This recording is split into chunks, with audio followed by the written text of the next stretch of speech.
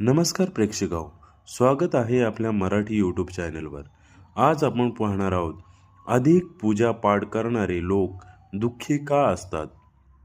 कधी तुम्ही हे पाहिलं आहे का, जे लोक देवळात जपात उपवासात जास्त वेळ घालवतात त्यांचं जीवन आधीच संकटांनी भरलेलं असतं।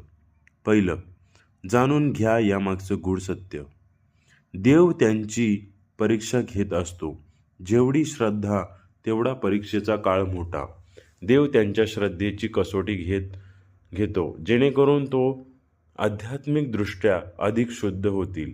दुसरं, देव ज्यांना जास्त प्रेम करतो त्यांचं प्रारब्ध आधी संपवतो, त्यामुळे त्यांना पुढे जाऊन शांत, समाधानकारक आणि यशस्वी जीवन जगता येतं।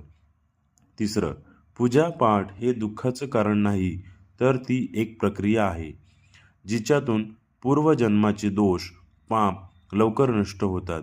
त्यामुळे जीवनात आलेले त्रासांना शुद्धीकरण समजावं।